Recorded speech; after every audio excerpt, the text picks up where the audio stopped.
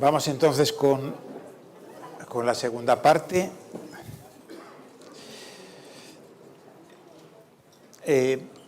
¿Les parece que va bien así la manera de exposición? Lo que habríamos visto entonces hasta ahora, eso del giro argumentativo de alguna manera es mostrar la importancia que tiene la argumentación y que eso implica ver en general el derecho y cada uno de los problemas de manera distinta. Yo creo que este giro argumentativo de la cultura jurídica implica también que muchos juristas se dan cuenta de la importancia de la formación teórica, digamos, de la filosofía del derecho en sentido amplio, porque la argumentación jurídica es como un lugar privilegiado donde los elementos teóricos se engarzan con la práctica. Ahora, por ejemplo, me hacían una pregunta sobre una determinada cuestión, digamos, argumentativa, de cómo resolver. Bueno, la teoría de la argumentación, por supuesto que no puede ser la panacea para el jurista. O sea, la idea es que al jurista le vendrá bien tener una armazón argumentativa, pero, entre otras cosas, para argumentar bien uno tiene que saber derecho, claro. Y cada una de las ramas del derecho tiene también sus peculiaridades. Pero yo creo que la perspectiva argumentativa lo que sí permite ver es cierta unidad en el derecho. Hay algo así como un método que es común. Aunque, como digo, luego el manejo adecuado del método exige conocimientos específicos de cada una de las partes. Pero al menos si uno tiene, ¿verdad?, una red conceptual y se da cuenta, bueno, mi problema tiene que ver con tal premisa, cómo construirla, bueno, es una ayuda. Digo que a veces, como en todo, puede haber un entusiasmo excesivo y también yo he visto a veces que como hay un entusiasmo excesivo por la argumentación. Bueno, el derecho no es solo argumentación. Yo creo que es una pieza muy importante, pero no lo es todo. Y desde luego tiene que complementarse con otras cosas. Y ser conscientes de los límites que tiene el enfoque también creo que es importante para que pueda ser verdaderamente útil y productivo. Lo digo también porque yo escribí hace algunos años un libro que se me ocurrió titular El derecho como argumentación. Y entonces hay mucha gente que habla de los libros ya no sin leer más, diríamos que la solapa o algo así, sino solamente el título. Y entonces muchos critican el derecho como argumentación, como que estoy diciendo, el derecho es argumentación, el derecho es solo argumentación. No, yo no creo eso. Y me parece que pensar eso es un error. Bueno, y para entender entonces bien, porque esto de la argumentación, diríamos, lo que yo propongo, lo que a mí me parece que tendría que formar parte de la formación de un jurista, y en ese sentido estaría bien que se implementase una materia, ahora empieza en algunas facultades de Derecho, ¿no?, a existir una materia, y también lo que un jurista profesional pues debería saber. Aquí también es importante, por ejemplo, cuando se habla de filosofía y de teoría del derecho. Una cosa es la filosofía y la teoría del derecho que tiene que saber un profesional de la materia. Entonces hay un tipo de conocimiento técnico que, lógicamente, quien va a hacer filosofía del derecho tiene que saberlo.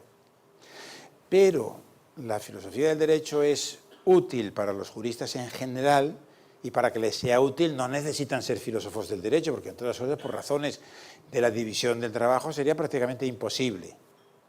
Entonces hay cierta cultura filosófica, que yo creo que eso es lo que merece la pena y lo que creo que conviene que el jurista se dé cuenta de que le puede ser de gran rendimiento sin convertirse en un filósofo del derecho. Entonces, esto que yo decía que podríamos llamar argumentación jurídica, teoría y práctica. Pues por un lado hay como una especie de grandes presupuestos del enfoque. Y luego ya hay propiamente lo que sería la asignatura, la teoría práctica de la argumentación jurídica.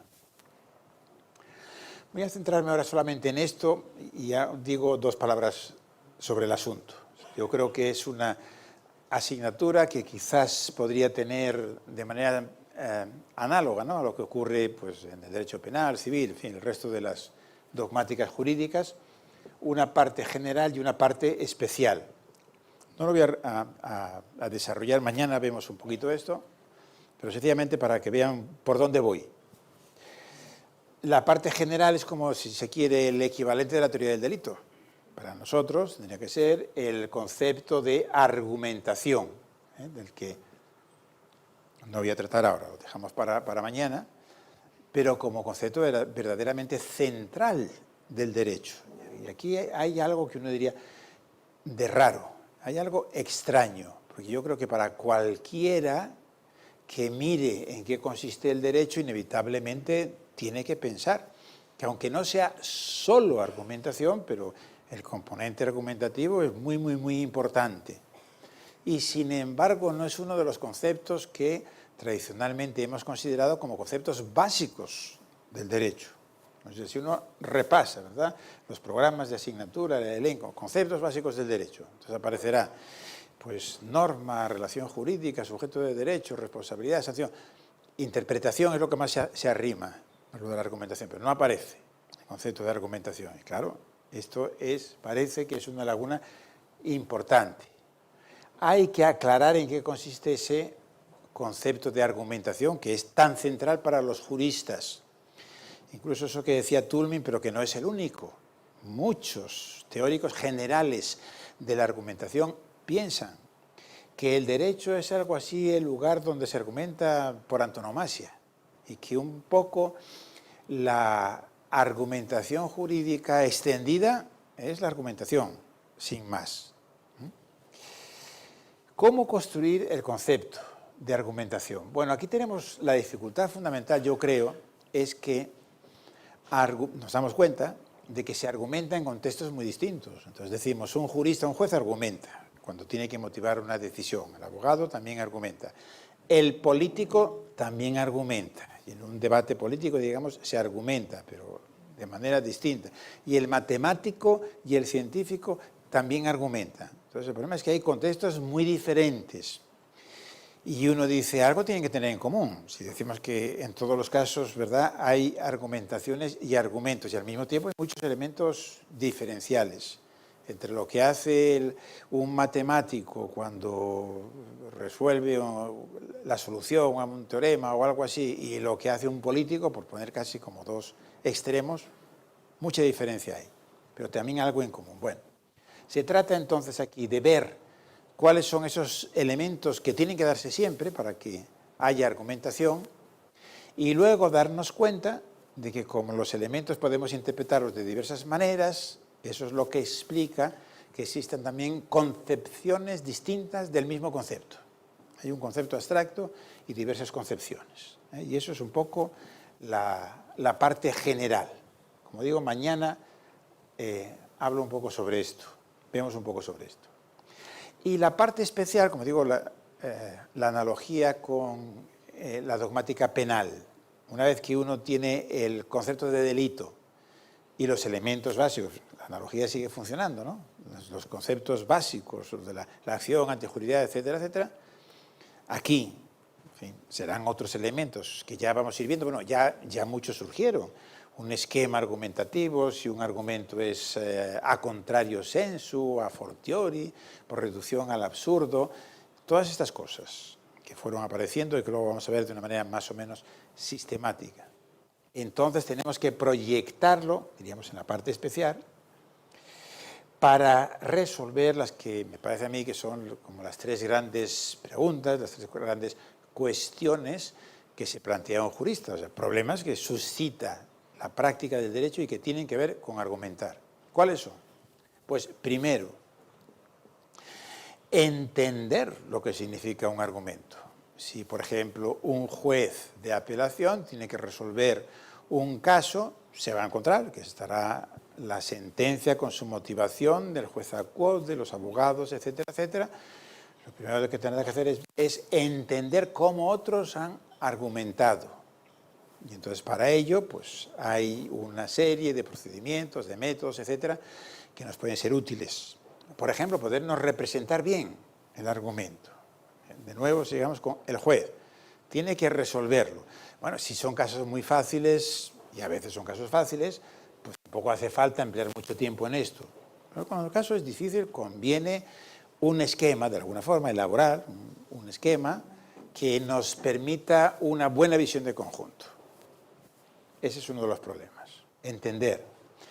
Otra de los problemas y de las cuestiones que uno tiene que abordar es el de evaluar los argumentos, claro. Argumentar es una práctica racional. No basta con que sepamos ya cómo el otro ha argumentado, cuáles son los argumentos en concretos que ha utilizado, porque a todos no les vamos a dar el mismo valor. Entonces necesitamos una teoría evaluadora de los argumentos que nos permita, en parte eso de las falacias, que nos permita distinguir los buenos, los malos, los menos buenos, y qué criterios de hecho se manejan. Y luego ahí también hay problemas del tipo de si existe o no una única solución correcta para cada caso. Porque, claro, de eso cambia mucho, de eso depende mucho el cómo el juez, por ejemplo, ve su papel, su tarea argumentativa. Y finalmente, y en realidad uno diría, se separa a efectos didácticos, pero en la realidad va unido.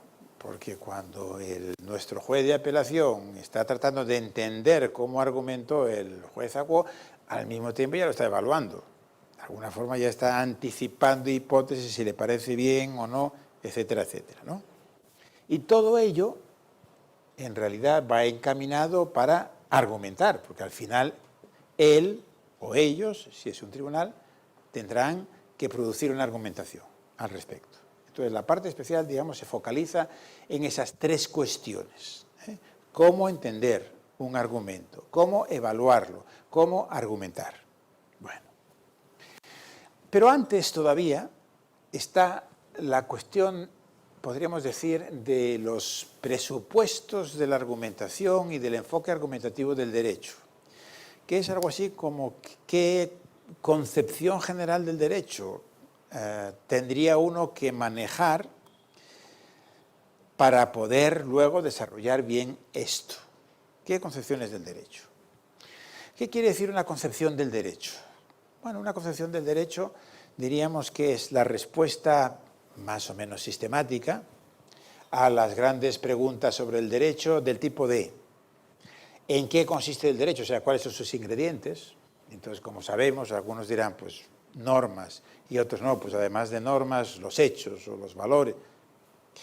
¿Cuáles son las fuentes del derecho? ¿Cómo distinguir, si se puede distinguir, el derecho de la moral o de la política? ¿Qué concepto tiene uno de validez? Por ejemplo, una concepción meramente formal o también material. ¿Cómo ve la interpretación y cuáles serían los criterios aceptables de interpretación y cuál su jerarquía? Muchas veces en la interpretación, como en muchas otras cosas, lo importante al final es a qué le das más importancia, a qué criterio, porque más o menos hay acuerdo en cuáles son los criterios, ¿verdad?, interpretativos. Bueno, y cosas así. Y a eso lo llamamos una concepción general del derecho. De esto se ocupan los filósofos. O sea, los filósofos del derecho han construido concepciones del derecho. Una, pues el justnaturalismo es una de las concepciones del derecho, más o menos la que hemos tenido hasta finales del XVIII, comienzos del XIX. El justpositivismo es otra. Hoy se habla de esto del neoconstitucionalismo, el postpositivismo, el realismo jurídico, las teorías críticas del derecho, todo esto. Y claro, uno podría decir, bueno, y para el práctico esto es importante, porque digo, esto es de lo que se ocupa un filósofo del derecho. Para el práctico, para el juez, ¿es importante lo de las concepciones del derecho? Y entonces me parece, sí es importante. El juez, naturalmente, si no es filósofo, que por cierto se puede ser las dos cosas, ¿no? Como fue el caso de Holmes. Se puede ser juez, en este caso de la Corte Suprema, y escribir también sobre filosofía del derecho. En fin, eso puede ocurrir o no ocurrir, no ser sencillamente juez. Y en ese sentido no va a elaborar un libro sobre concepciones del derecho. Pero es importante para él tener alguna idea clara sobre las concepciones del derecho. Mi respuesta sería sí. ¿Y por qué sí? Pues porque todo el mundo tiene una concepción del derecho. Porque es inevitable. Cuando tienes que resolver un problema y cuando tienes que interpretar, estás aplicando una concepción del derecho. Y la única diferencia es entre que seas consciente de que haya alguna concepción que estás manejando o que no lo seas. Y si no lo eres, es peor. Es como si dijéramos esto de los elementos morales en la argumentación jurídica. Siempre hay, también luego lo vamos a ver, siempre hay un ingrediente moral en un argumento jurídico. Los juristas formados en una determinada tradición esto lo niegan. Pero no, yo únicamente aplico el derecho positivo, lo separo nítidamente de la moral. No es así, se puede explicar muy fácilmente que no es así y en los casos difíciles prácticamente diríamos es obvio que no es así. Porque si lo que tienes que hacer frente es una cuestión moral, dígase la eutanasia, el aborto, etcétera, etcétera, claro que sí. De donde se desprende, por cierto, que los jueces o los juristas deberían tener también una formación en filosofía moral, en filosofía política. Y entonces lo mismo pasa con esto, lo de las concepciones del derecho. Necesitamos una concepción del derecho, porque tú cuando resuelves un problema interpretativo, estás aplicando alguna concepción. A lo mejor no eres muy consciente, pero como digo, es mejor ser consciente, porque además eso te va a ayudar. ¿Cuáles son? Con esto voy yo a lo de los presupuestos, un poco de la argumentación, diríamos, de la parte más técnica de la argumentación, pero hay también un trasfondo que nos interesa. ¿Cuáles son esas concepciones del derecho? Bueno, vivimos en una época de crisis, diríamos, y de transición en muchas cosas. Entonces, también en cuanto a la manera de entender el derecho. Probablemente sabemos más bien lo que nos sirve, las concepciones que no nos son útiles, pero está menos claro cuál podría ser la concepción que efectivamente debería servirnos, ¿no?, de apoyo, de sustento. El panorama más o menos hasta los años 70, hasta la década del 70 del siglo XX. Esa fue una década muy importante porque ahí, digamos, cambiaron muchas cosas, ¿no? La crisis del petróleo y la crisis económica y la crisis del estado del bienestar, etcétera, etcétera, pues empezó más o menos por ahí y esto es lo que explica mucho de dónde estamos y de por dónde va el mundo. Entonces, hasta ese momento yo diría que estaba claro un poco cuáles eran las concepciones y a partir de entonces ya está menos claro, pero conviene tratar de ver dónde estamos. Hasta entonces, yo diría que teníamos algo así como tres concepciones centrales del derecho. Una era la concepción del derecho natural, seguía teniendo vigencia en muchos países de tradición católica, como sabemos, mucha, aunque de forma bastante rara, Fíjense ustedes, creo que en Chile también pasará, como en España. Los juristas que ahora están en la cúspide de la profesión judicial, de muchas otras, o que lo estaban, digamos, hace 20, 30 años, etcétera, etcétera, todos se habían formado en una concepción justnaturalista del derecho. Esa era la concepción del derecho. Yo recuerdo en España, por ejemplo, si alguna vez había un profesor, había muy pocos, que decía que él no era partidario del derecho natural, que era un positivista, era signo inequívoco de que era antifranquista. Es decir, era políticamente antisistema, etcétera, etcétera. Es decir, prácticamente, así todos se formaron y aceptaron esto del derecho natural. Y la pregunta es, ¿conocen ustedes muchas sentencias en que los jueces, o sea, estos jueces justnaturalistas o formados en lo del derecho natural, recurren al derecho natural? ¿Usan argumentos del derecho natural? Yo en España poquísimos. Y además, la verdad es que con mala fortuna. Recuerdo uno ya hace tiempo, cuando se estableció el divorcio, que hubo un juez que se negó a divorciar a una pareja porque dijo que iba en contra del derecho natural. ¿Y qué pasó? Que le sancionaron. El Consejo General del Poder Judicial por no aplicar el derecho, etcétera, etcétera. Y algo parecido ocurrió también después. Como saben, en España tenemos esa institución del matrimonio entre personas del mismo sexo, que fue aceptada tanto por jueces como por la gente en general de una manera prácticamente completa.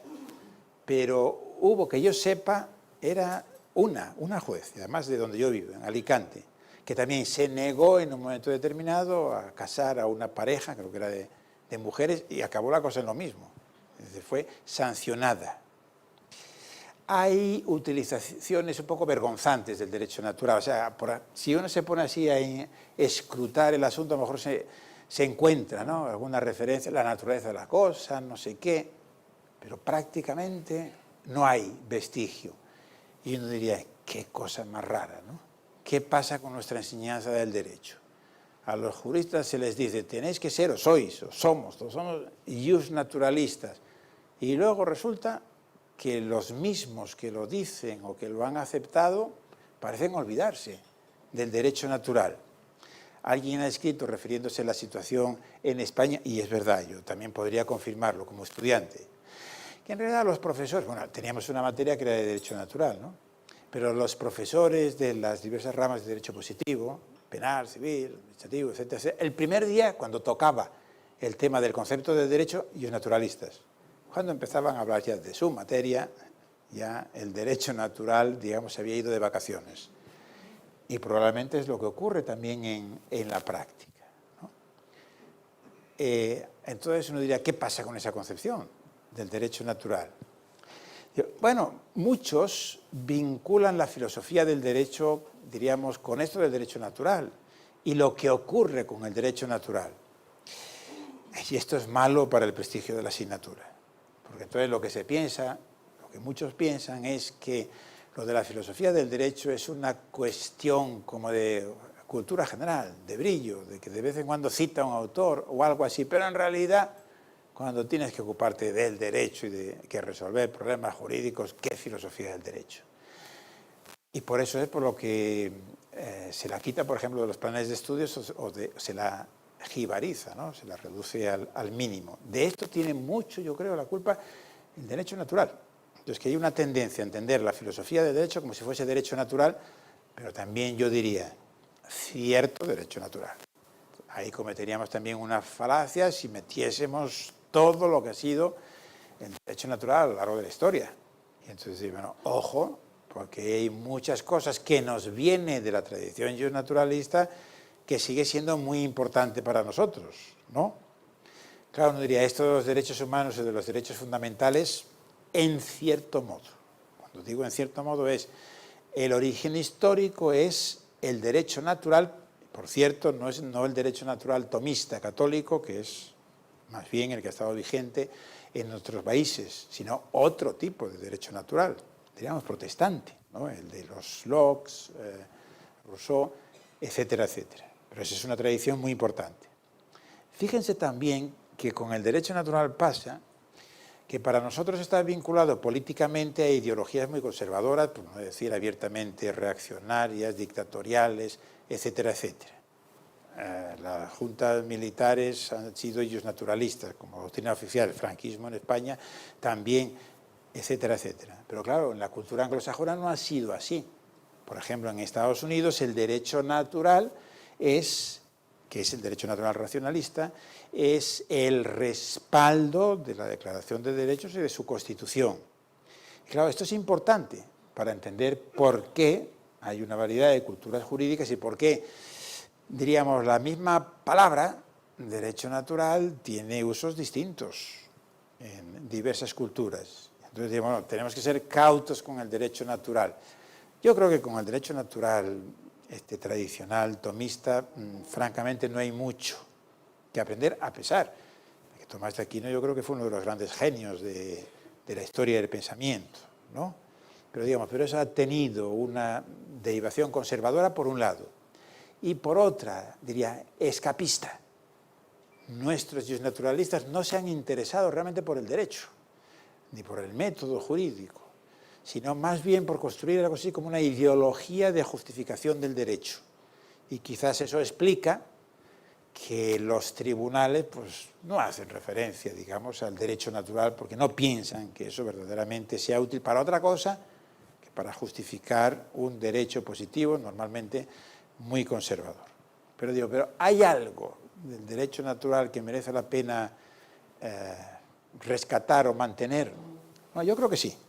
Básicamente sería la idea para el jurista de que todo no se acaba en el derecho positivo. Esto es una cuestión importante. Y el buen jurista no puede manejarse únicamente con el derecho positivo. Esto que antes les decía, la formación de un jurista exige también filosofía moral y filosofía política. Lo que pasa es que ahí hay un equívoco, que se piensa que filosofía moral es lo mismo que derecho natural. No, el derecho natural es una de las posibles teorías de la moral, pero no es la única y en mi opinión no es la preferible. Y por eso, para sustentar los derechos naturales, los llamados derechos naturales en un momento, los derechos del hombre fundamentales, yo creo que la mejor manera de fundamentarlos no es el derecho natural. Pero digo, esa tradición, naturalmente,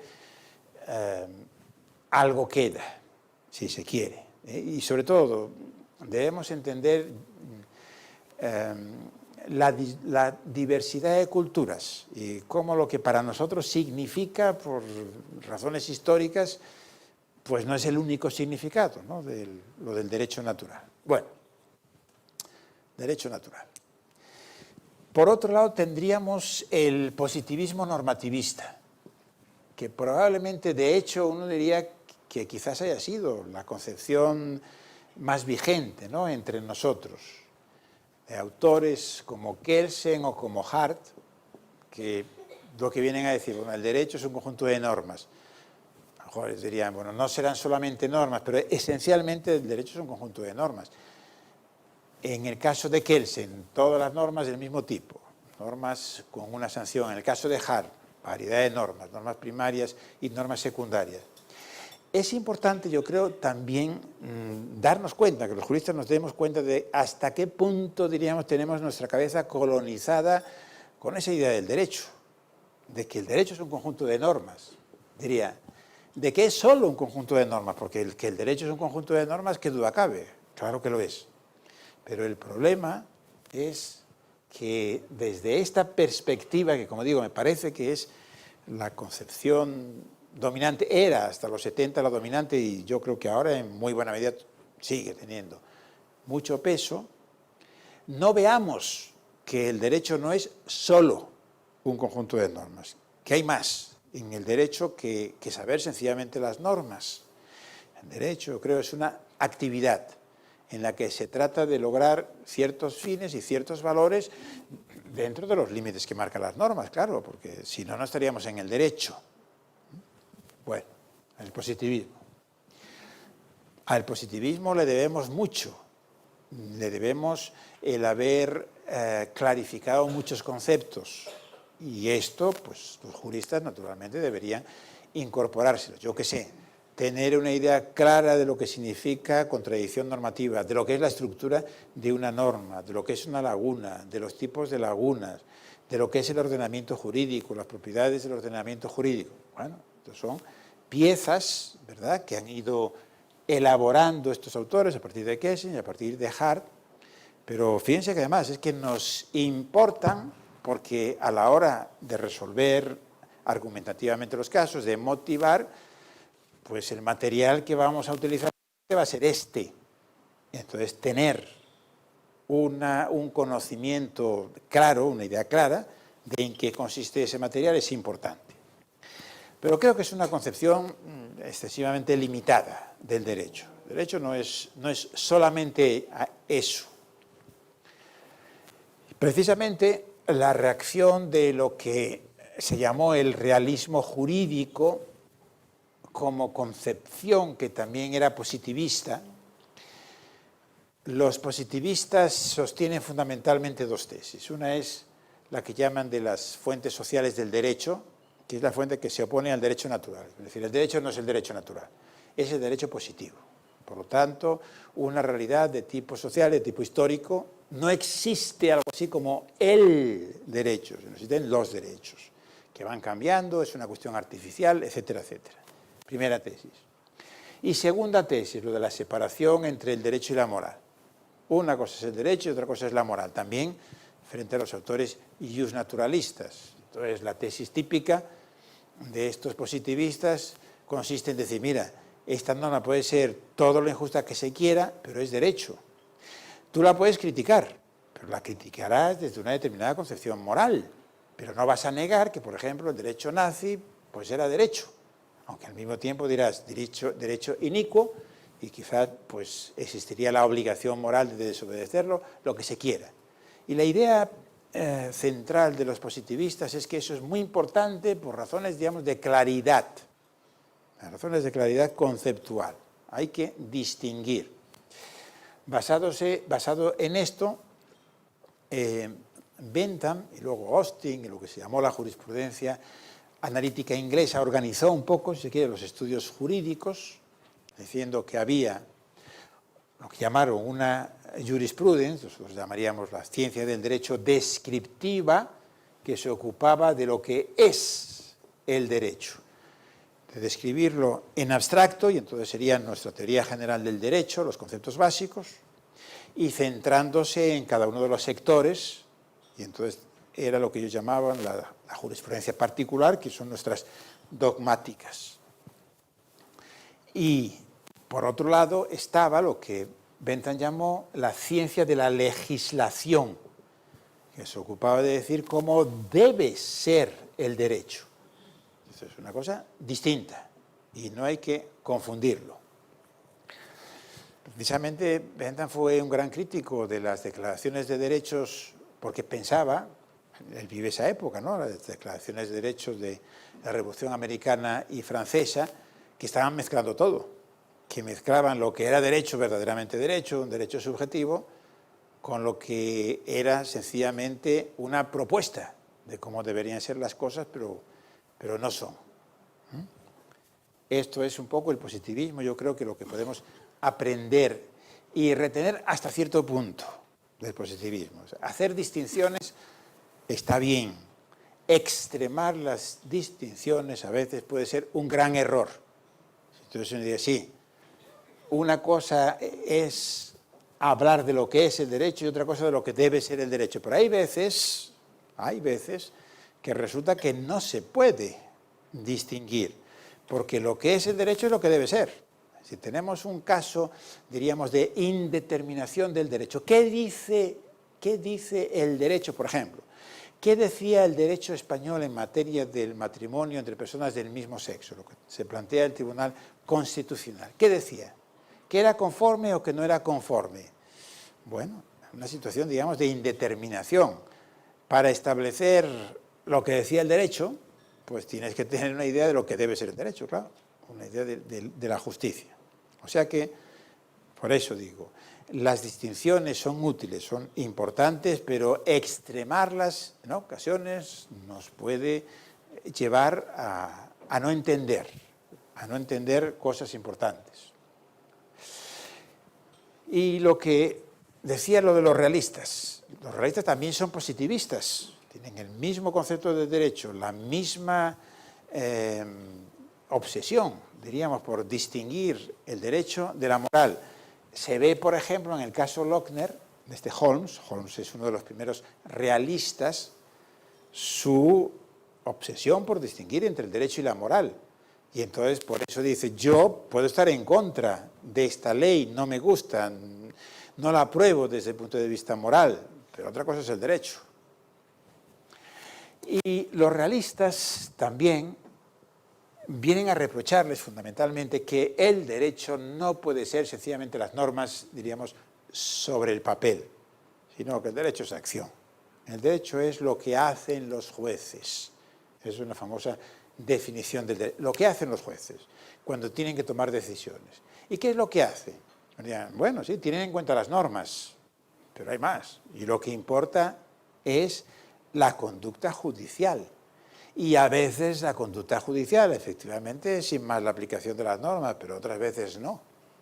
Y por eso, Roscoe Pound, que es uno también de los primeros realistas, él trazó una distinción que yo creo que sigue siendo de gran interés. Él decía, una cosa es el derecho en los libros y otra cosa es el derecho en acción. Y por eso saber derecho no quiere decir sencillamente saber qué dicen los libros. Cuando uno dice qué dicen los libros, quiere decir qué dicen los códigos o qué dicen los repertorios de jurisprudencia para los anglosajones. Esa es la idea del realismo, de que es una crítica, y por eso a veces ellos se presentaron como una especie de alternativa a la polémica entre el derecho natural y el positivismo jurídico, entendiendo por positivismo el positivismo normativista, el realismo. Uno diría que hay algo de sano en esto del realismo, ¿no? Saber lo que es el derecho, pues uno tiene que tener en cuenta qué es lo que ocurre en la realidad. Y los realistas también en general privilegiaron el papel del juez, porque vienen a decir, bueno, al final lo que importa es lo que determina el juez. Holmes tiene una definición que puede parecer un poco rara, ¿no? Él dijo, las previsiones de lo que los jueces harán, eso es el derecho, y ninguna otra cosa más pretenciosa. Y bueno, y otros quizás precisando más las cosas. El derecho es lo que hacen los jueces, diríamos, y otros oficiales, y otros agentes aplicadores del derecho. Y las normas, venían a decir ellos, las normas son más bien como las fuentes en realidad del derecho, pero el derecho se encuentra ahí. Entonces uno diría, pues esto es bastante sano, parece, ¿no? Lo de ver el derecho de esta manera, la manera realista. Pues ocurre una cosa, que el realismo jurídico nunca fue una concepción importante en nuestros países. No hemos tenido realistas jurídicos. El realismo se desarrolla en Estados Unidos, en el norte de Europa, fundamentalmente, pero ha habido muy poco de realismo jurídico en nuestra cultura. ¿Por qué? ¿Qué les parece? ¿A qué se deberá eso? Propendemos poco al realismo. Tiene que ver seguramente con lo que antes yo decía, lo del formalismo, ¿no? El realismo es lo opuesto, el formalismo. Nuestra cultura no ha probablemente, ¿verdad?, no ha absorbido las lecciones del realismo, que de nuevo uno diría, la exageración de esto nos puede llevar también a no entender bien el derecho, pero que hay un núcleo importante, ¿verdad?, de teoría que hay que tomar del realismo, pocas dudas caben, ¿no? Claro, el realismo implica también tomarse en serio el conocimiento social, la sociología del derecho y cosas así. Saber qué es lo que pasa. Pero nosotros tenemos una increíble despreocupación un poco sobre lo que pasa, ¿no? Entonces hay muy pocas investigaciones. Pues bueno, ¿qué pasa? Los jueces deciden de tal manera. ¿Y luego qué? ¿Qué consecuencias tiene eso? ¿Se aplican de verdad o no? ¿O qué ocurre? Muchas veces, sobre todo con esto que ahora solemos llamar el neoconstitucionalismo, nos quedamos como en las palabras de la Constitución y nos olvidamos, claro, de mirar hacia la realidad, ¿no? Podemos tener, si por ejemplo uno compara las constituciones de los países, o de muchísimos de los países latinoamericanos, yo qué sé, con la Constitución alemana o de países nórdicos o algo así, uno tendría que decir, pobrecitos alemanes, qué atrasados están en materia de derechos, etcétera, etcétera. Porque si uno lee la Constitución, imaginemos, la ecuatoriana, pues esas, ya saben, en Ecuador, por ejemplo, no tienen 3 poderes, es poco, tienen 5. Claro, uno diría, ¿y por qué no investigan la realidad a ver qué pasa? Y a lo mejor pasa que resulta que es que no hay 5, en la realidad hay 1. Porque si los nombres, digamos, desde el Ejecutivo se nombran, ¿verdad? Bueno, entonces estas cosas de lo del realismo, insisto, será importante. Para argumentar bien, entonces, de nuevo, conviene que lo tengamos en cuenta. Otra teoría a la que ya hemos hecho referencia varias veces, esto del formalismo jurídico. Ya hoy es uno de los temas a tratar, ¿no?, de las palabras clave, el formalismo jurídico. Y habíamos criticado el formalismo jurídico y dicho que efectivamente, en general, tiene un sentido peyorativo el ser formalista. Pero esto no está tan claro, ¿verdad? ¿Qué es esto del formalismo jurídico? Primero, no está nada claro que mucha gente tiende a identificar positivismo jurídico y formalismo. pero no es así. El positivismo jurídico no es lo mismo que el formalismo. Si se quiere, el formalismo puede ser una forma extrema de entender el positivismo jurídico, pero no es eso, no es lo mismo. Kelsen, que se suele poner como un ejemplo de formalista, realmente no era nada formalista. En materia de interpretación y de aplicación del derecho no era nada formalista, fíjense, que puede resultar sorprendente, ¿no?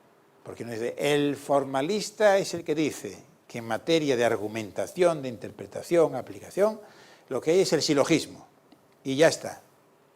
Pues Kelsen, al final de su vida, escribió un artículo diciendo que la lógica no se aplica a las normas, o sea que eso del silogismo práctico carece de validez, que no hay silogismo subjuntivo que valga, sino que él más bien era un irracionalista, o sea, el derecho, el juez crea, en todos los peldaños, ya recuerdan, de la pirámide, ¿verdad?, se produce una creación del derecho, una creación discrecional, básicamente, porque no hay lógica. Fíjate también la consecuencia que tiene esto, por parte de quienes piensan que para manejarse en el derecho del Estado constitucional, el modelo teórico debería ser el de Kelsen. Pero uno diría, pero alguien como Kelsen que piensa que la lógica no se aplica al derecho, a las normas, quiere decir que no puede dar cuenta de la motivación. Y si una de las claves de la concepción constitucional es que los jueces y los otros órganos públicos tienen que motivar, Kelsen, un kelseniano, tendrá que decir que es imposible motivar, porque si no hay lógica que valga, y fíjense, si ni siquiera la lógica, ya no digamos nada de todo esto que había yo llamado racionalidad práctica. O sea, si la lógica no da criterios, muchísimo menos lo va a dar todo esto de la coherencia. Kelsen tenía una concepción en materia de justicia que se llama emotivista. O sea, en un librito que él escribió en la década de los 50, que llamó ¿Qué es justicia? What is justice? Dijo aquella frase famosa: la justicia es un ideal irracional. No se puede hablar racionalmente sobre la justicia. Dice, naturalmente es lo más importante, pero es una cuestión que pertenece al campo de lo emocional, de lo no racional. Y de nuevo diríamos, si es cierto que en la argumentación jurídica siempre hay un ingrediente moral de justicia y resulta que esto es irracional, imposible la motivación. O sea, Kelsen no fue formalista y Hart tampoco. O sea, los grandes positivistas del siglo no fueron formalistas. El formalismo, si se quiere, es una manera extremada de ver el positivismo jurídico. O sea, valdría para ciertas tendencias del positivismo jurídico. La de la escuela de la exégesis efectivamente era formalista. Lo de la jurisprudencia de conceptos alemana también. Pero las grandes doctrinas positivistas, diríamos, no. Y eso es una aclaración que conviene hacer. Vamos entonces a esto del formalismo. Bueno, con esto del formalismo, por otro lado, hay también mucha confusión. Yo creo que quizás el cambio más importante que debería ocurrir en la cultura jurídica de nuestros países sería la superación del formalismo jurídico. O sea, lo peor que tenemos nosotros en nuestra cultura es que somos excesivamente formalistas. Y entonces nos desentendemos, por así decirlo, de la idea de que el derecho es una actividad para lograr ciertas cosas, digamos, la justicia, como quiera que se entienda, y nos quedamos muchas veces únicamente en la letra, y entonces en ese sentido no se cumple satisfactoriamente el rol que tiene que cumplir, por ejemplo, un juez. Y luego vamos a discutir sobre un caso donde me parece que muestra el riesgo del formalismo, un caso español. Pero antes conviene aclarar todavía un poco esto. ¿Qué es el formalismo? O sea que hay un significado peyorativo de formalismo. Cuando uno es acusado, un jurista es acusado de formalista, es una manera de descalificarlo, ¿no? Entonces, la Corte es formalista en su proceder o en su jurisprudencia sobre tal cosa. Es una manera de decir, está mal, está tomando decisiones en forma equivocada. Pero al mismo tiempo, por otro lado, también uno escucha muchas veces expresiones del tipo de las formas son importantes en el derecho, y si no hubiese formas, entonces no habría seguridad jurídica, certeza y cosas por el estilo. Entonces esto parece contradictorio, ¿no es así? Bueno, porque el concepto de formalismo es ambiguo. Entonces es una palabra que tenemos que tener también cuidado al usarla. Yo creo que sobre todo hay dos acepciones de formalismo, podemos llamarla. Uno es la noción de formalismo en sentido, diríamos, neutral, en sentido no peyorativo, que en realidad quiere decir esto, que el derecho, y no solamente el derecho, sino el derecho moderno, o sea, nuestros derechos, son formalistas. Es lo que Weber llamaba la racionalidad formal. ¿Qué quiere decir? Que tenemos sistemas de reglas, o sea, de pautas específicas de comportamiento que son las que deben usarse y se usan cuando el sistema funciona razonablemente bien para resolver los casos, reglas. Y quiere decir que entonces que el órgano judicial no necesita deliberar, sino sencillamente aplicar las reglas. Y esto es lo que da certeza jurídica, y esto es lo que explica también la importancia de eso del silogismo. O sea, que aunque no lo sea todo, pero no diría, si no consigues construir un silogismo, no vas a haber podido justificar la decisión. Creo que un ejemplo literario puede servir para aclarar lo que quiero decirles. Es decir, es formalista el derecho moderno, no todo de derecho. Recordemos, por ejemplo, lo que fue el derecho romano, ¿no? De una época formalista, otra que no, etcétera, etcétera. El ejemplo literario, el Quijote. Cuando Sancho Panza, en la ínsula Barataria, resuelve casos, y lo resuelve de manera justa, pero no lo resuelve como lo resolvería un juez de nuestro sistema jurídico. ¿Por qué no? Porque Sancho Panza no se plantea en ningún momento aplicar una regla. O sea, él no procede de esa manera. Es decir, vamos a ver cuáles son las reglas que tenemos, las reglas válidas de Barataria, a ver si este caso se subsume aquí. No procede así. Procede mediante un tipo de racionalidad que es distinta, y decimos, efectivamente, logra resultados justos mediante su inteligencia natural, hace, si se quiere, ponderaciones a partir de principios de carácter moral, del conocimiento de sentido común y cosas por el estilo. Pero nuestros derechos no son así y no pueden ser así. Nuestros derechos son, diríamos, formales. ¿Qué quiere decir esto? Consisten básicamente en reglas.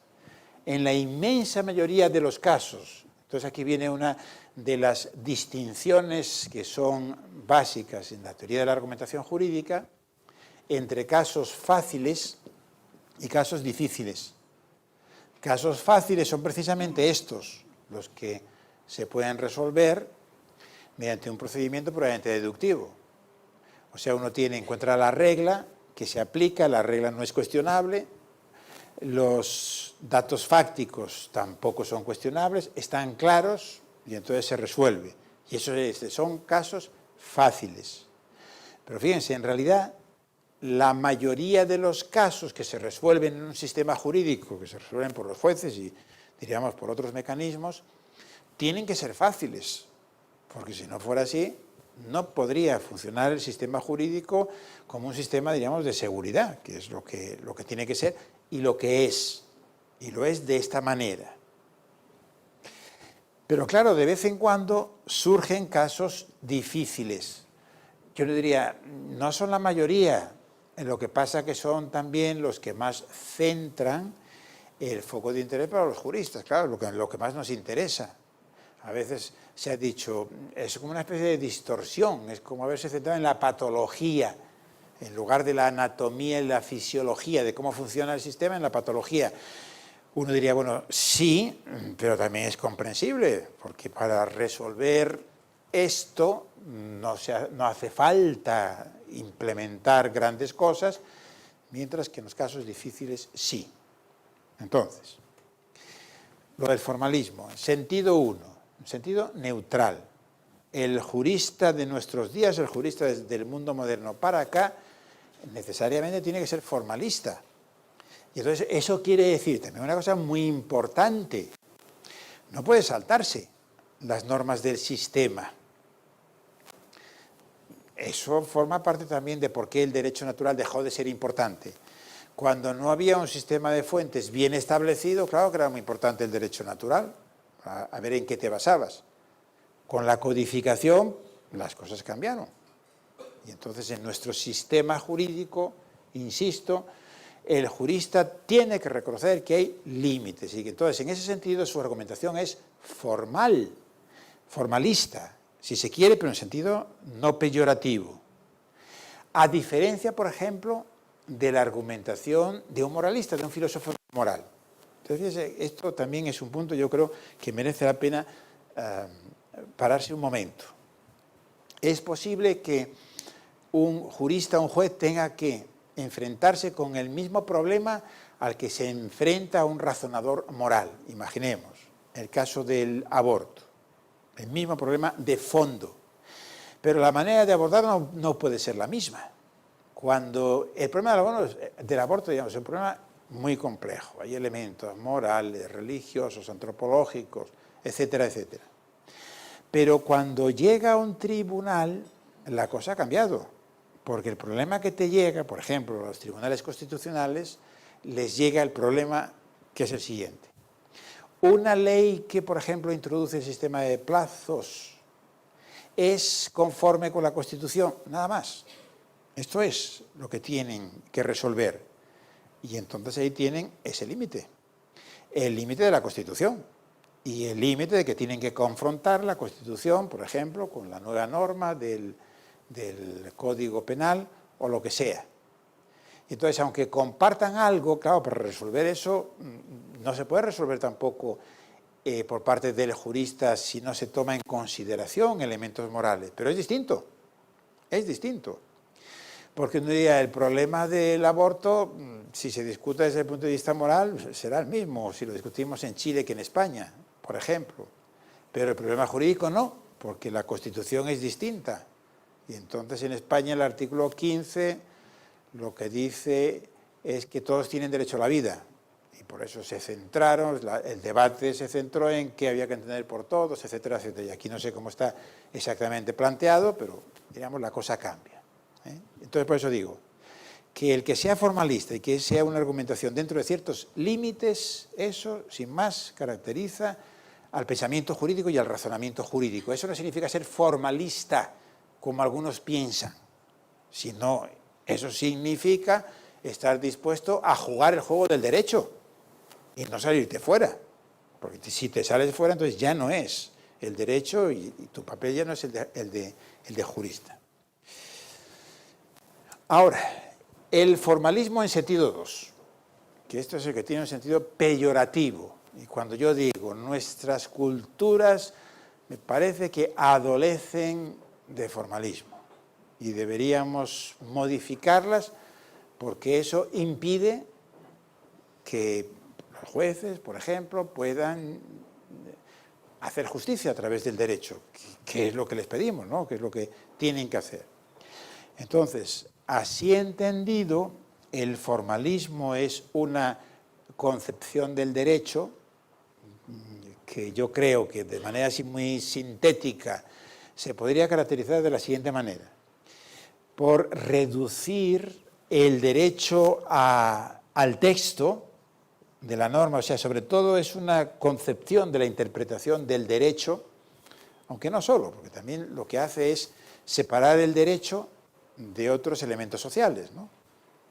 Por ejemplo, no toma en cuenta las consecuencias, los valores, Y entonces, a la hora de entender las normas, de interpretarlas, se queda sencillamente en el texto y no toma en consideración lo que ahora se suele llamar las razones subyacentes a las normas, que en fin, que más o menos viene a ser lo que tradicionalmente se llamaba los instrumentos teleológicos y valorativos de interpretación. O sea, el formalista es alguien, yo diría, que ve en el derecho como una especie de traje que le ciñe y que muchas veces le va a impedir hacer justicia. Esta es la cosa. Y superar el formalismo jurídico no significa ir por fuera del derecho, porque eso es lo que no puede hacer el jurista, o sea, en otro sentido, del formalismo, sino entender adecuadamente el derecho y procurar, sin salirse del derecho, encontrar una solución justa. Entonces, claro, aquí estamos en el núcleo de lo de la argumentación, porque argumentar en estos casos es una tarea simple. Bueno, como decimos, casos fáciles y casos difíciles, y también se podría decir casos intermedios, hay algo menos que fáciles sin llegar a ser muy difíciles o algo así, y progresivamente va siendo más complicada también la argumentación. Así que se podría decir que para el formalista la argumentación, lo único que hay en la argumentación es lo del silogismo. Y no se da cuenta de que, claro, el silogismo en realidad es como el último paso de la argumentación. Pero para llegar al silogismo, a veces hay que dar otros pasos que ahí es lo que nos puede complicar la vida. Y con eso llegamos a otra de las grandes distinciones de la teoría de la argumentación, o sea que decíamos esto de casos fáciles y casos difíciles. En los casos fáciles es la deducción, que ahora se llama la justificación interna. Entonces la justificación interna, como digo, es lo del silogismo subsuntivo. Como saben, el esquema es que tenemos una premisa normativa, una premisa fáctica y luego la conclusión. Y la justificación externa es lo que necesitamos cuando el caso es difícil. Porque, claro, ¿por qué es difícil un caso? Pues un caso será difícil porque tenemos dificultades en relación con la premisa normativa. Por ejemplo, no sabemos, ¿y cuál es la norma que hay que aplicar? A lo mejor no la hay, o hay más de una, o no sabemos si es válida, o no sabemos cómo interpretarla, ¿de acuerdo? O bien hay una dificultad en relación con la premisa fáctica. ¿Y qué ocurrió realmente? Entonces, el razonamiento probatorio, y eso se llama justificación externa. Entonces, en los casos, estos son los casos fáciles y aquí los casos difíciles. En los casos difíciles es la justificación externa, pero también siempre esto. O sea, es como la dificultad consiste en que hay un paso de más. Al final llegarás al mismo esquema, pero el problema es que no tienes las premisas dadas. Entonces tienes que dar argumentos en favor de una determinada interpretación, de una determinada calificación, de por qué probar algo, etc. Bueno, eso entonces es otra de las concepciones. Y quizás la última, por dar así como un panorama más o menos completo, sería las llamadas teorías críticas del derecho. Bueno, que eso hasta aproximadamente por ahí los finales, mediados de los 70, pues eran concepciones marxistas del derecho. Y a partir de entonces, pues podríamos decir que consisten en alguna combinación de un marxismo débil. Cuando digo un marxismo débil, quiero decir, por ejemplo, un marxismo que no sostiene radicalmente la tesis de la extinción del derecho. Porque, claro, si piensas que el derecho es algo que está destinado a extinguirse, tampoco vas a tener interés en construir una teoría y una dogmática jurídica, ¿no? O la tesis de la determinación del derecho por parte de los elementos económicos, débil. Bueno, determinación del todo no, pero tener eso en cuenta. Bueno, ahora hay una serie de corrientes en todos los países que se suelen llamar así, teorías críticas del derecho, y Desde el punto de vista argumentativo, diríamos, se caracterizan, en cierto modo, por negar que sea posible la argumentación racional sobre el derecho. O sea, la tesis viene a ser un poco que los jueces no argumentan, no motivan verdaderamente, ni pueden, sino que lo que hacen es tomar una decisión política. Es una cuestión, diríamos, de poder. Bueno, yo creo que en esas concepciones hay algún grano de verdad, diríamos, que puede venir bien. Darse cuenta que muchas veces hay una distorsión, y que, desde luego que hay elementos de poder en la toma de decisión, ¿no? Es como lo más opuesto a esto del formalismo. Pero si uno lo radicaliza, como normalmente suele ocurrir, pues yo creo que el problema es que se convierten en teorías sencillamente no útiles, porque no pueden guiar el papel de los juristas y porque además yo creo que están desenfocadas. O sea, que no es así. Yo creo que el jurista en la mayor parte de las ocasiones sí que puede justificar adecuadamente, y es lo que tiene que hacer, sus decisiones. Lo que pasa que muchas veces es una tarea difícil o muy difícil, pero claro, digamos, de eso se trata y de ahí la importancia de la magistratura, ¿no? Bueno, esto les decía, más o menos es el panorama hasta finales de los años 70. ¿Y después qué ha pasado? Pues ha pasado que ninguna de estas concepciones resulta satisfactoria. En fin, formalismo con esta aclaración y entendiendo este formalismo, no. Ahora decía lo de la teoría crítica, tampoco, y todas las otras, ¿no? Se produce una cosa curiosa, es decir, por ejemplo, nadie dice hoy que es positivista a secas, sino dice, pues soy positivista incluyente, positivista crítico o algo así. O sea, las señas de identidad también se han desvanecido mucho. Los naturalistas, como saben también, tienen un problema, diríamos, de legitimación o algo así, también suelen ocultar el rótulo.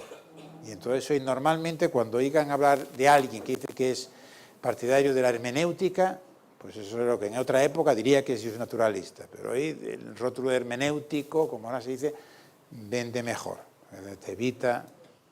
Entonces estamos en un momento de transición donde sabemos que ninguna de estas concepciones es completamente satisfactoria.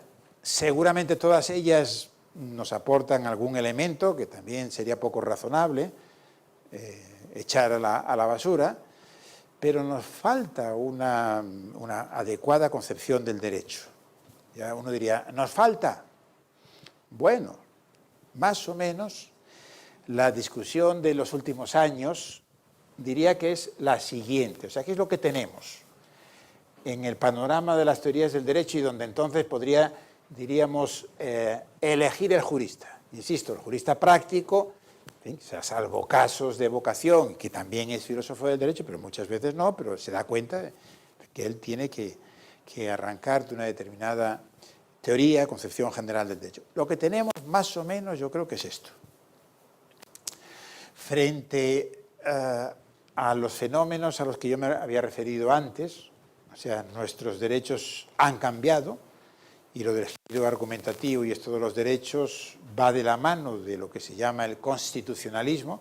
O sea, el gran cambio que se ha producido es que en la pirámide, diríamos, normativa, tenemos la Constitución y una Constitución que es vinculante, que contiene los criterios de validez del resto del ordenamiento jurídico, que proyecta también en toda la interpretación de todos los escalones, la Constitución tiene que tomarse en cuenta, todo esto. O sea, ha habido un cambio en cuanto al objeto, que es también lo que está detrás de por qué ya no es satisfactorio el cuadro anterior. E insisto, ¿qué es lo que tenemos? Pues yo creo. Tenemos concepciones positivistas, prescindo un poco de lo del justnaturalismo, porque yo creo que, como antes decía, más bien ha jugado un papel ideológico que un papel, digamos, real en la práctica y en la metodología del derecho.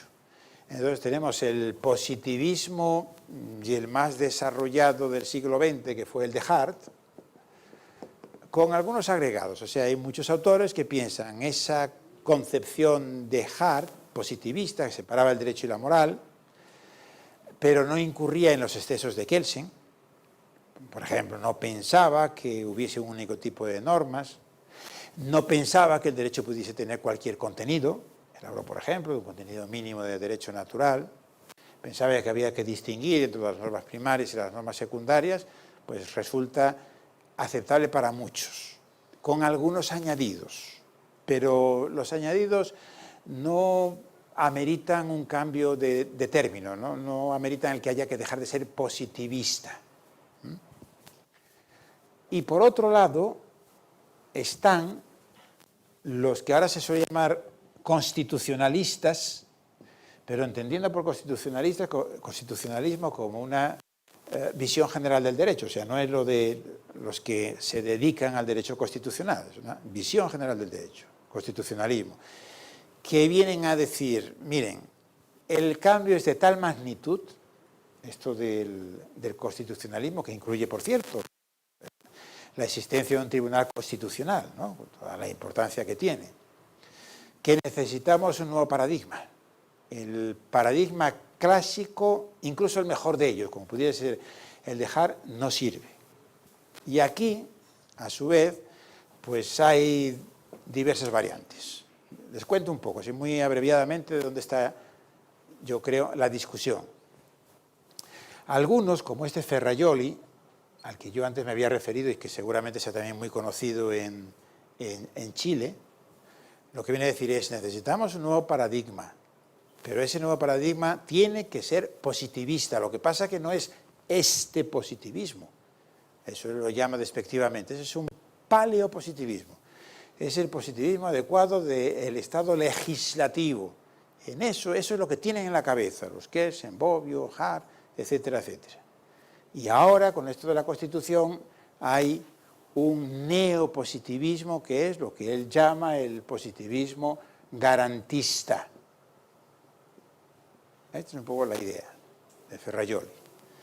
Positivista, pero estos cambios de la Constitución hace que cambie el enfoque del derecho.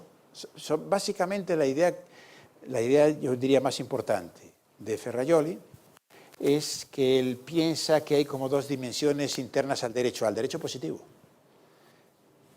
La que tiene que ver con la validez formal de las normas y la validez en sentido pleno, con la validez sustantiva.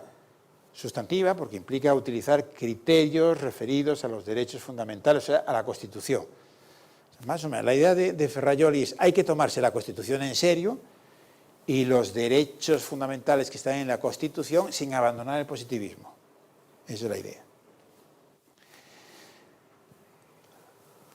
Frente a esto, ahora se ha puesto muy de moda, yo creo, me imagino que también en Chile, mucha gente habla del neoconstitucionalismo,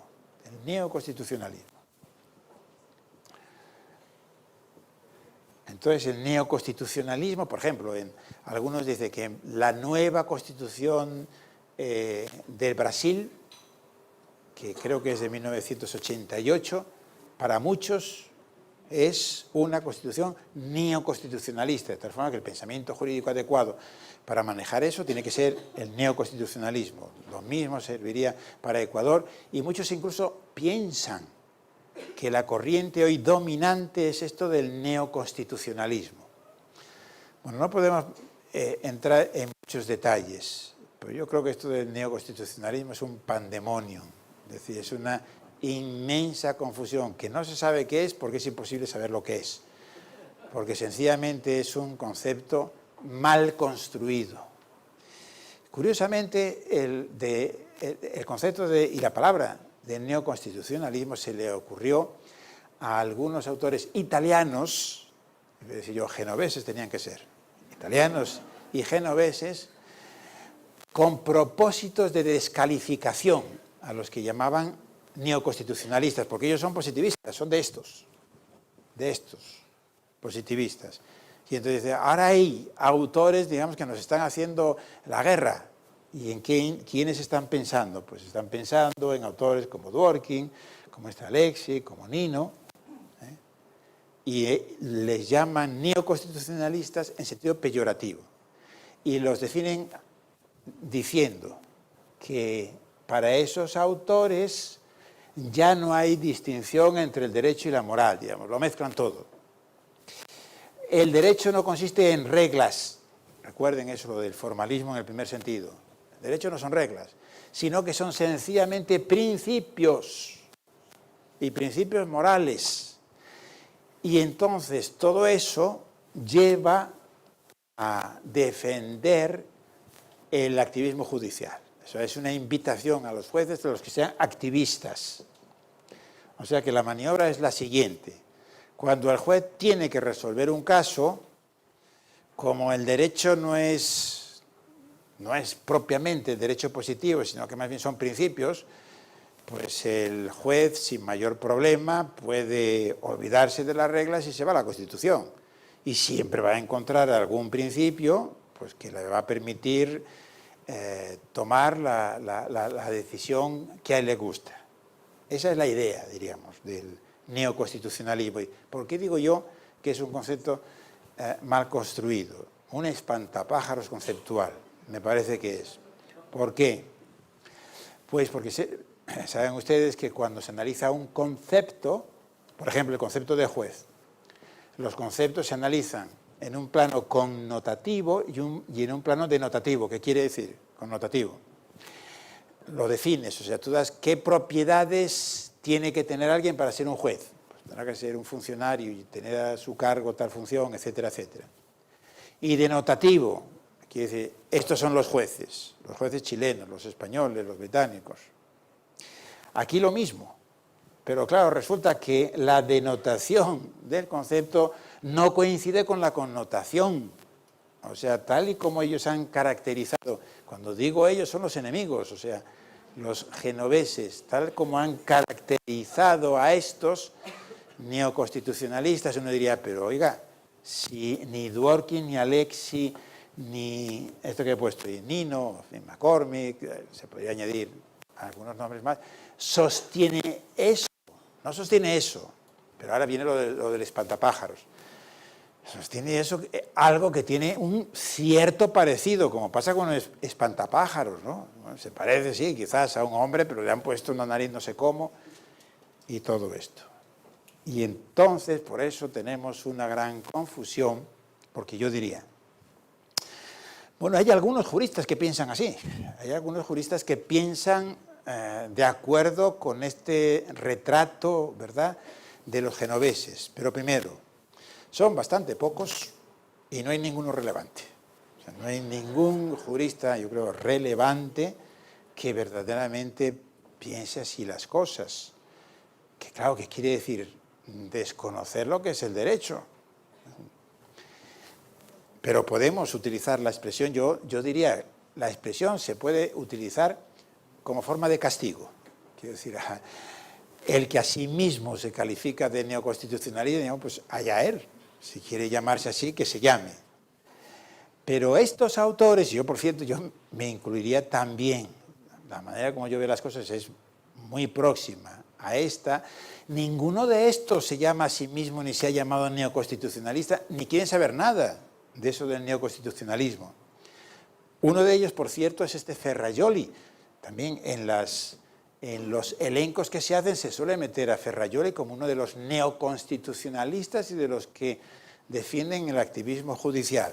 Cuando a Luigi Ferrajoli se le dice eso, pues se le cae la cara de espanto, porque es justamente lo contrario lo que él defiende.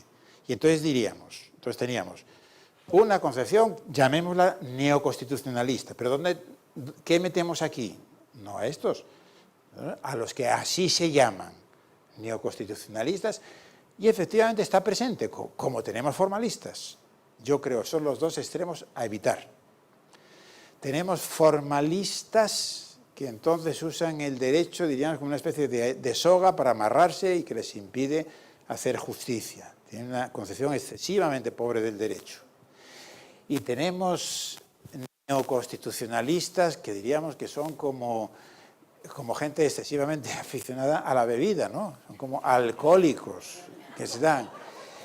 Y ese es el otro extremo que no cabe. Claro, un jurista no puede prescindir de las reglas, de los límites del derecho. Además, es el otro extremo.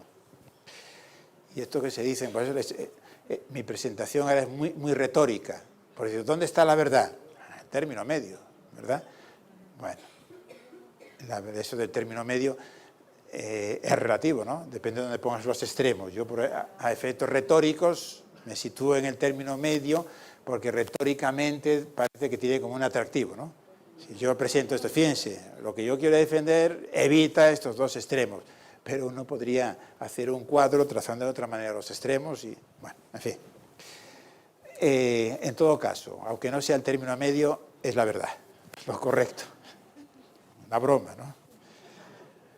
Una concepción, esta, que a mí me parece que es la concepción que debería tener un jurista para manejarse, para argumentar competentemente, etcétera, para esforzarse por encontrar soluciones justas sin salirse del sistema.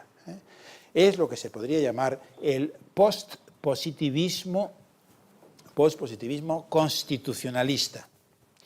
Postpositivismo, lo que hay que decir, no es positivista, pero el positivismo ha aportado, o aporta muchas cosas, más bien ha aportado, yo diría que aporta. Yo creo que es una concepción, diríamos que ya ha dado de sí lo que tenía que dar. Pero sin duda, hay frutos que sería completamente absurdo desconocer. Y no es el neoconstitucionalismo. Y a ver, entonces trato de precisarlo un poco, pero va a salir también mañana, porque son las cuestiones, me parece, más de fondo. ¿Qué quiere decir eso? ¿Qué quiere decir eso? Ser pospositivista.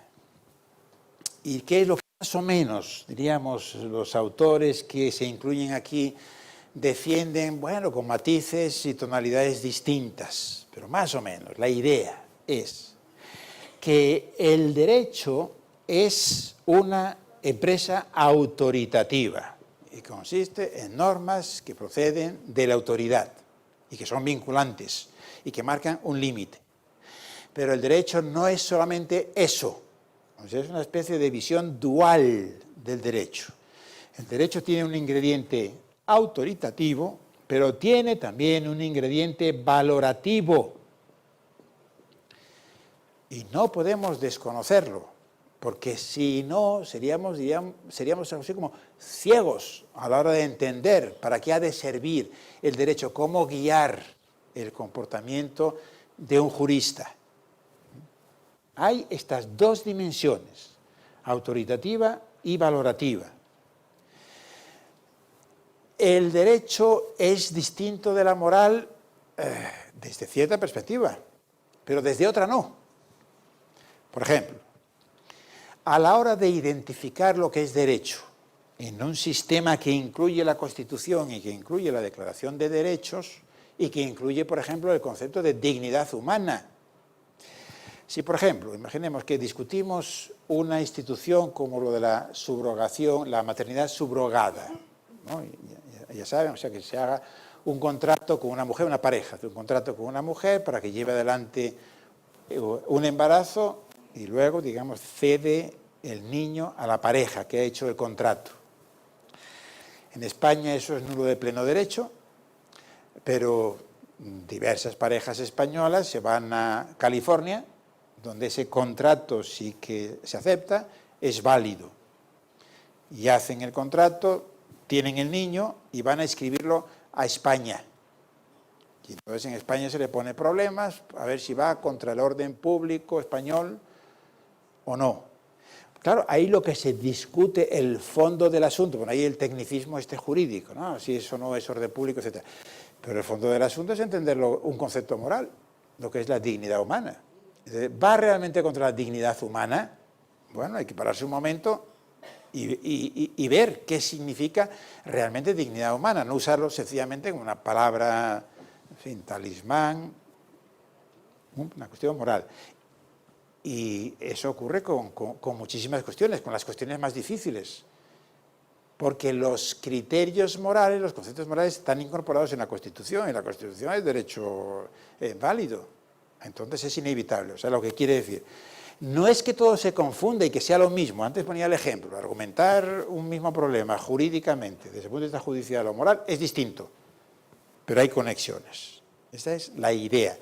Y en ese sentido se diferencia de los positivistas, porque los positivistas solamente ven el derecho como un fenómeno de autoridad. Y ahí está la cuestión de Ferrajoli. Claro, Ferrajoli sigue siendo positivista. Para él el derecho es puramente la autoridad. Lo que pasa es que él incluye no solamente las leyes, sino también la Constitución y trata de desarrollar todo lo que la Constitución da de sí, pero como fenómeno autoritativo. ¿De acuerdo? A propósito de esto de lo de las reglas y de los principios y la ponderación y el activismo judicial, esto es una sucesión también, yo creo, de paralogismos, de esos de falsas oposiciones. Es absurdo plantear la cuestión como que el jurista tuviese que elegir entre ver el derecho como reglas o como principios, entre subsumir para resolver los problemas o ponderar. El jurista tiene que hacer una cosa y la otra. No hay ningún problema de alguna importancia que no requiera tanto reglas como principios. Por eso es el error. No es reglas frente a principios. O sea, los positivistas o Ferrajoli vienen a decir el derecho son solo reglas. Los neoconstitucionalistas, es decir, el derecho son solo principios.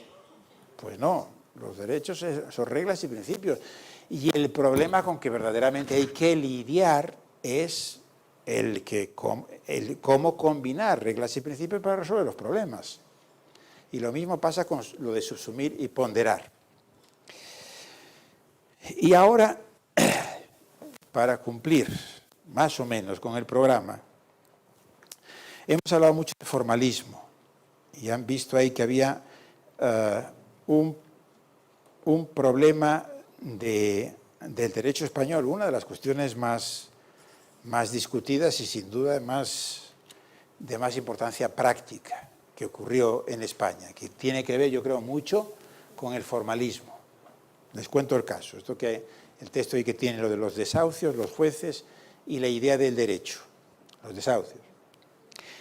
Como consecuencia de la crisis económica, después de 2007 ocurrió que mucha gente que había tomado un préstamo y los bancos daban alegremente prácticamente todo el dinero que costaba, diríamos, una casa. En España no tenemos la dación en pago, de tal manera que uno no salda la deuda con el banco sencillamente diciendo no puedo pagarte, quédate con la casa, sino que sigue siendo responsable con todos sus bienes.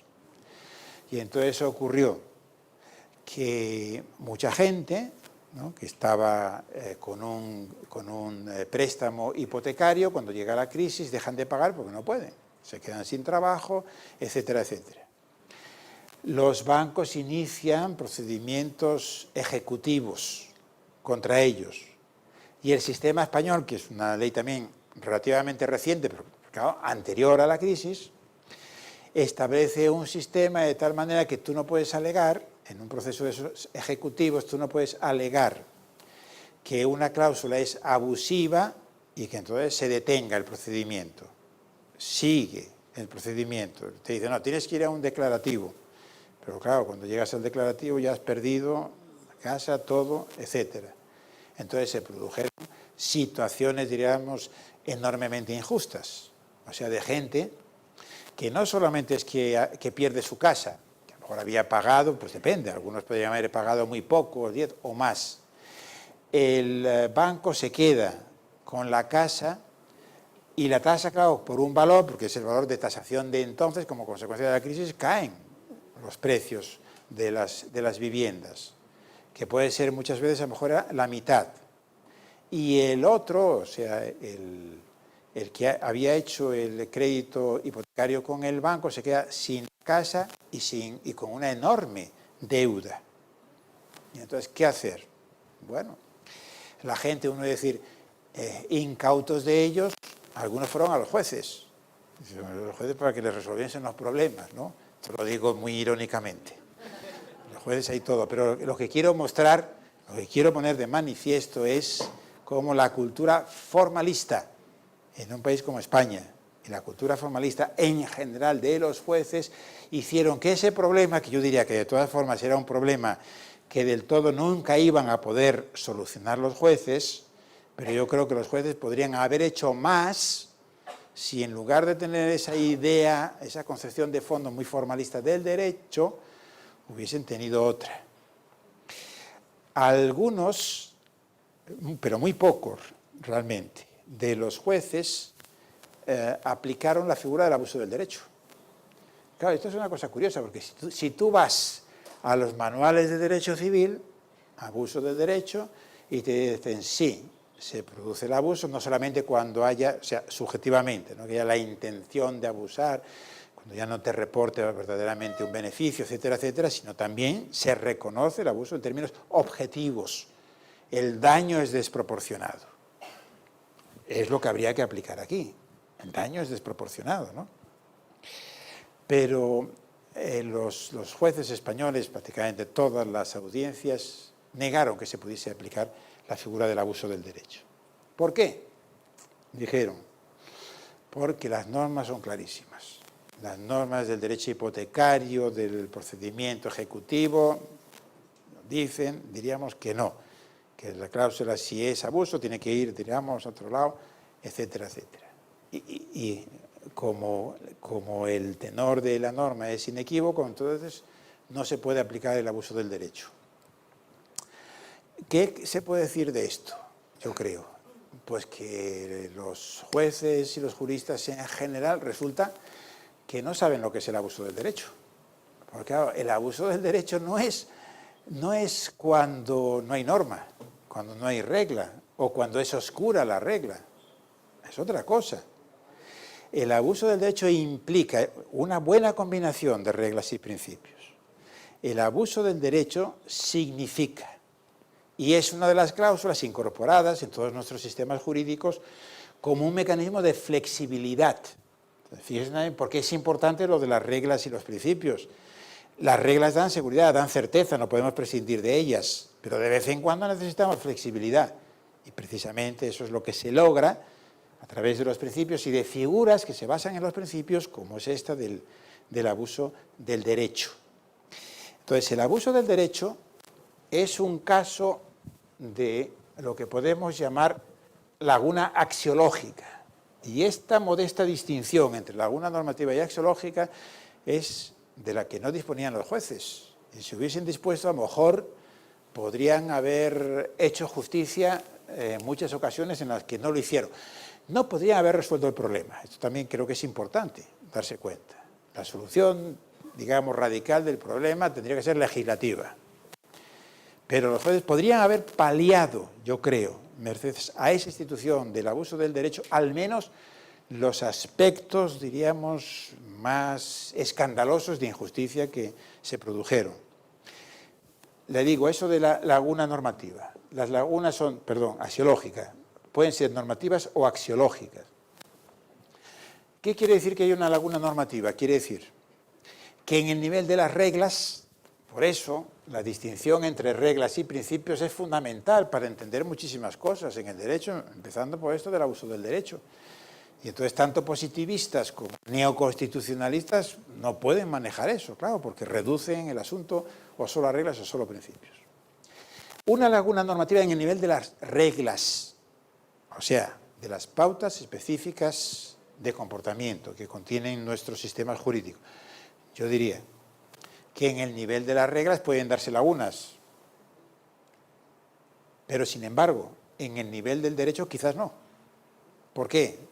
Porque el derecho son también los principios. Y entonces diríamos, no, si solamente manejase las reglas, dirían, no, no hay solución para el caso. Pero si incluyo también los principios, los valores, etcétera, pues yo creo que bien se puede decir que no hay lagunas en el derecho, porque lo que te está diciendo el derecho, es más, al juez, supongo que también en Chile habrá el precepto este que viene del Código Napoleón, que no puede negarse a tomar una decisión sobre pretexto de oscuridad o de falta de ley, como dice el Código Civil Español, ¿no? Laguna normativa. Un caso que en el nivel de las reglas no está resuelto. Como digo, de vez en cuando se dan. Lagunas axiológicas. Es una cosa distinta. es un caso que está regulado, como pasaba aquí a propósito de esto de los desahucios, está regulado. La ley procesal y la ley hipotecaria decía claramente, está regulado. Pero, sin embargo, se crea la laguna. ¿Por qué se crea la laguna? Porque se entiende que esa regulación está desajustada en relación con los principios, con los valores que le dan sentido. Diríamos, en el caso español, si nos ponemos antes de la crisis, entonces uno diría, bueno, que hubiese un sistema de ejecución muy estricto, se puede entender, porque facilitaba el tráfico, etcétera, etcétera, y estaba compensado, pues porque la situación económica era tal que efectivamente no suponía, digamos, excesivos problemas. Bueno, a lo mejor se daba algún caso de injusticia, pero más o menos, pero con la crisis se desequilibró completamente. Y por eso es por lo que entonces uno podría decir lo que ya decía Aristóteles sobre la equidad, ¿no? Donde, claro, si el legislador hubiese conocido, si el autor hubiese conocido, claro, no hubiese legislado de esta manera. El abuso del derecho es un supuesto de laguna axiológica. O sea que uno dice, efectivamente, que eso es lo que no entendieron los juristas españoles. Es decir, no aplicamos el abuso porque hay una norma clara, porque hay una regla clara que lo regula. Pero, mire, pero si eso no es el abuso. Hay una regla clara que lo regula, pero se genera la laguna porque se entiende que va contra los principios y los valores. Ojo, y aquí está la diferencia con el neoconstitucionalismo. No con los principios y valores que uno de manera libre pueda sostener, sino los del ordenamiento jurídico. Claro. Pero entonces me parece que en este caso habría muy buenas razones, uno podría argumentar con mucha solidez diciendo que efectivamente el legislador español no quiso dejar completamente desprotegidos a los consumidores como consecuencia de eso que sobrevino, la crisis, que naturalmente no pudo prever. Y entonces lo que hay es un cambio, se produce la laguna y se cambia la regla en el sentido de que lo que estaba permitido, la regla decía que estaba permitido a los bancos, por ejemplo, el que inicia un procedimiento, ir adelante, etcétera, etcétera. Lo que estaba permitido pasa a estar prohibido en virtud de esos principios y valores. Claro, uno diría, esta es una figura peligrosa. Naturalmente que es una figura peligrosa. Y entonces un juez prudente no va a estar dispuesto a aceptar a la primera de cambio el abuso del derecho, sino que tiene que verlo con mucho cuidado y tiene que tener muchas garantías que efectivamente se dan todas estas situaciones extraordinarias. Incluso diríamos, bueno, y si es el abuso en términos subjetivos es más fácil. O sea, si tú puedes probar efectivamente que esa persona lo único que quería, ¿verdad?, era perjudicar al otro y que no hay ningún beneficio para él. Ahí lo tenemos más fácil. Pero claro, lo que no podemos es, que fue lo que ocurrió, rechazarlo completamente.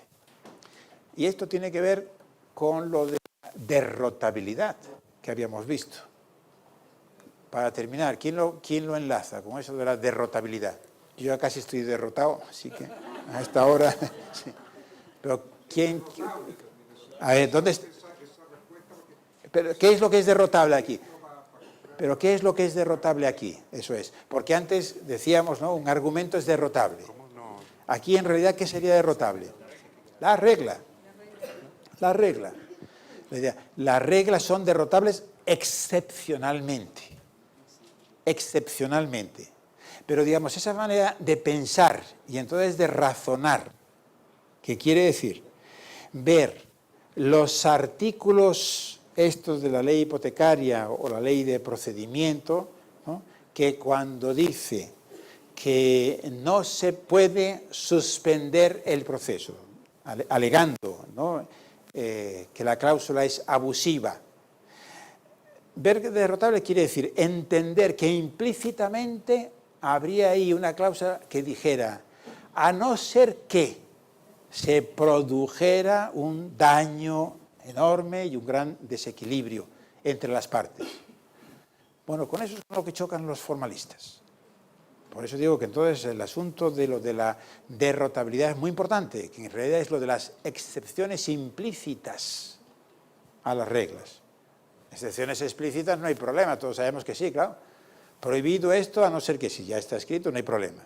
La cuestión aquí es lo de las excepciones implícitas. Ese es el problema de la derrotabilidad. Y yo creo... Le quiero hacer una pregunta a propósito de lo que usted está afirmando.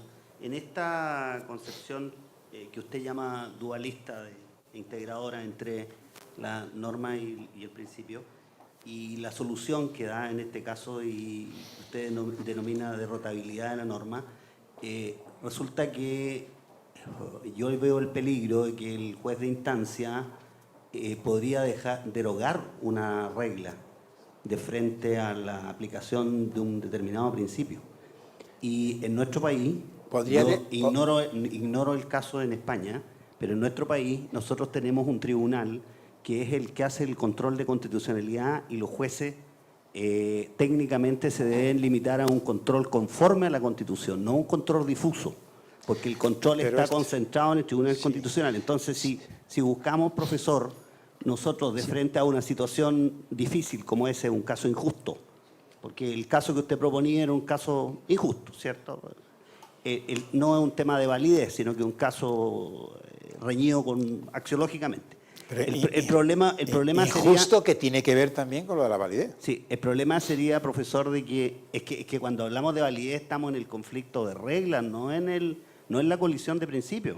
El plano de validez para el tema de las reglas. ¿Por qué estamos solamente en el nivel de las reglas? Los principios que existen, y por cierto, no solo en la Constitución, ¿o acaso en el Código Civil no hay principios? Sí, claro. Y en las leyes... Sí. Entonces, el juez que tiene que aplicar el Código Civil, o sea, que estamos, efectivamente, el control difuso y concentrado, es una cuestión muy importante, depende, o sea, por ejemplo, en España, efectivamente, tenemos un control concentrado, y el juez se le dice, si piensa que una norma no es disconforme, tiene que parar el procedimiento y dirigirse al Tribunal Constitucional. Hoy en países como México, Perú, Brasil, etcétera, etcétera, el control es difuso, en fin. Esto hay una variedad, ¿no?, de reglamentaciones. Sí, es que usted lo que proponía era que el juez podía dejar de aplicar la regla. No. Entonces la entendí mal. No deja de aplicar una regla, sino interpreta adecuadamente una regla, utilizando una figura que es el abuso del derecho, que está, en el caso español, está en el Código Civil. Bueno, y si fuera una norma, por ejemplo, prohibitiva, ¿la podría interpretar de forma permisiva? ¿Eso es lo que propone usted? Si fuese una norma prohibitiva.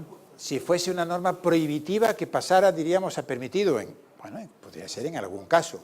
Pero ojo, que yo diga que en algún caso cabe, no quiere decir que en cualquiera cabe y que de cualquier manera cabe. Yo digo que en las circunstancias que se daban en estos casos, los jueces españoles tenían a su disposición instrumentos jurídicos, que si los hubiesen utilizado adecuadamente, les hubiese permitido hacer más justicia de la que hicieron. Digo, no del todo, porque la única solución, diríamos, radical, tendría que ser legislativa. Pero quiere decir, el juez, o sea, mi tesis, el juez debe darse cuenta que no puede hacer cualquier cosa, no puede hacer todo, no puede hacer siempre justicia, pero muchas veces puede hacer más justicia de lo que los jueces con mentalidad formalista piensan y hacen. Esa es la tesis. Y entonces, por eso, digamos, hay que ver cada caso. Porque, y también digo, el juez tiene que ser cauto y prudente.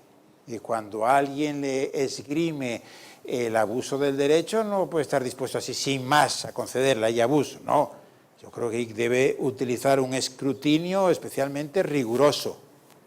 Pero en algún caso sí que puede y debe aceptarlo sin salirse del sistema. Por eso digo, no es que el juez esté desaplicando la regla, sino que la está interpretando. La está interpretando en una situación excepcional para evitar una gran injusticia. Claro, vistas así las cosas y con esta explicación que usted da, sí, porque sería de carácter excepcional, porque sí. Claro. Pero yo lo había entendido, prima facie, como que estaba privilegiando la actitud de un juez activista al 100%.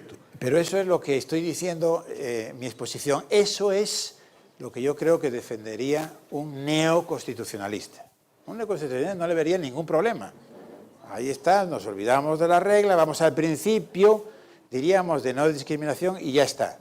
Y digo, no. El derecho marca límites que no te puedes saltar. Pero los derechos del Estado constitucional brindan también muchas posibilidades para, sin salirse del derecho, justificar soluciones justas. Y eso es lo que tiene que hacer el buen juez. Ojo, no siempre puede, ¿eh? No siempre puede. Y cuando puede, no lo puede del todo. Por eso yo digo que en estos casos de abuso, lo que hubiese podido hacer es remediar un poco. Y por cierto, lo que pasó en España, ¿qué fue? Que hubo también un recurso al Tribunal Europeo, el Tribunal Europeo de Luxemburgo. Y el Tribunal Europeo dijo que la normativa española era contraria a una directiva europea. Y el juez con esa mentalidad formalista, una vez que se encontró con que una autoridad, el juez europeo, le había dicho eso, entonces ya procedió. Pero yo diría, pero antes ya podría él haber hecho cosas. Entonces no es una llamada al activismo, pero quizás sí, si me acepta esta distinción entre ser activo y ser activista, yo diría, el juez no debe ser activista, pero debe ser activo. Debe ser activo. Quizás lo que caracteriza al formalista es que no es activo, es pasivo. Y lo que caracteriza al neoconstitucionalista es que es activista. Más o menos por ahí iría el asunto. Y yo creo ya que de actividad por hoy ya va.